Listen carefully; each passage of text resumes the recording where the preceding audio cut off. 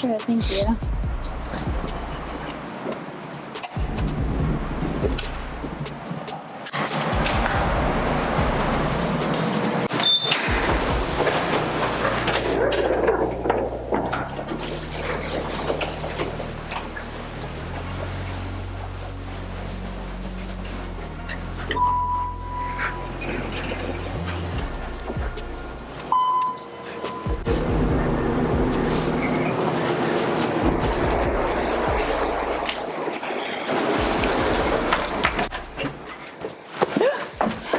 So let's take a look at the things that she did right and the things that she did wrong.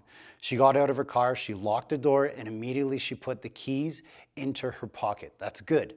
Okay, that means that now she has an idea to have two hands free just in case something was to go wrong. Now, all of a sudden I come out of nowhere, and when I'm coming out of nowhere, she's not questioning that at all. She just says, hey, how's it going? She's being way too Canadian, right? She should be asking, hey, do you live here? Hey, where's your car? What are you doing down here?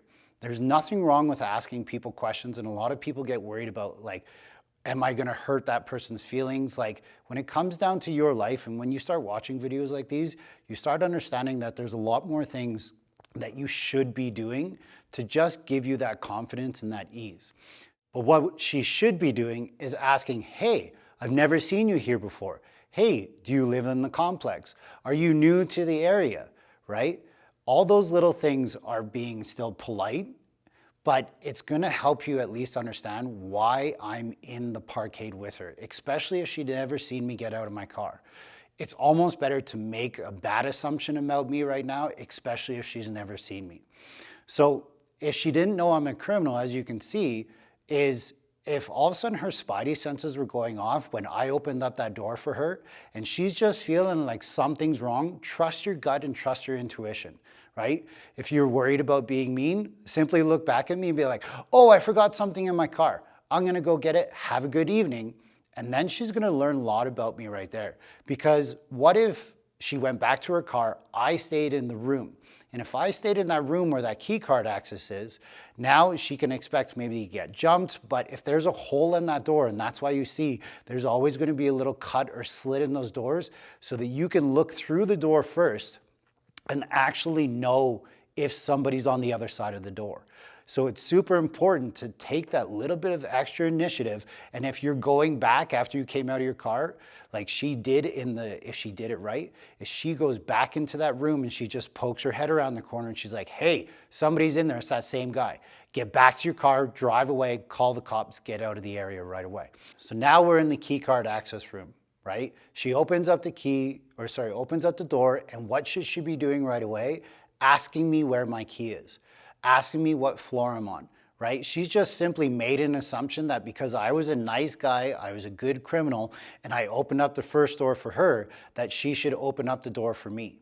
Again, if you have these spidey senses kind of going off and you're like, this doesn't feel so right, lie. Be like, oh, I forgot my key card. Can we use yours? Oh, I don't know where my key card is. I was hoping just get in with you. Red flag right away, try and get out of there.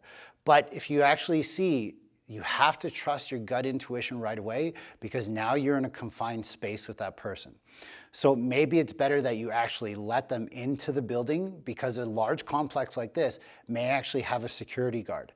So if you feel like you know where that exit point is, right, that you open up that key door and you just book it right away to the security, at least you have a chance. And that's all we're trying to do, is just buy you time so that you can create some safety. So now we're at the elevator. Who gets in first? Should we let them get in first so that you know what floor they're gonna go to? Because if they get in first, they should be pushing the button first.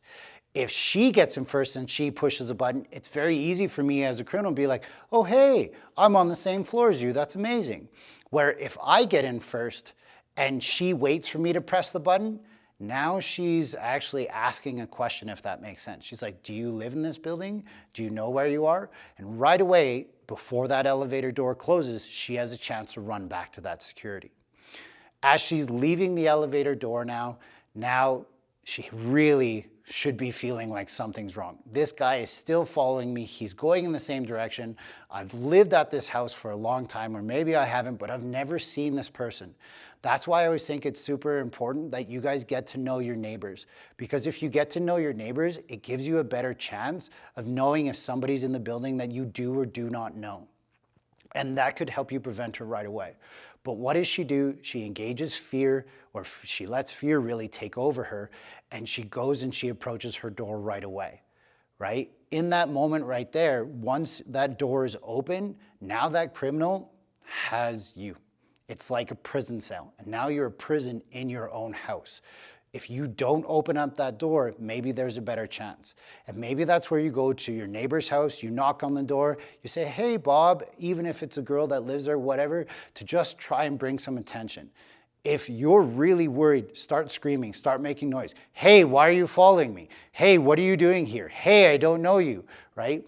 People used to say, yell rape, yell fire, yell sexual assault, yell all these things. The key word there is yell. Bring attention to yourself as much as you can. If you happen to have your cell phone out, dial 911, press call, and just let it go. This is a really terrible situation, but you can see if you did everything right at the very beginning, all of this could have been prevented. But on a step-by-step basis, hopefully I've given you some options and choices to be able to prevent this from happening to you. Situational awareness is about prevention. That's real self-defense. All of these techniques are martial art based. I love them. I do it for my life, okay? But really, guys, take home that this is way important than these, way more important than these any day of the week.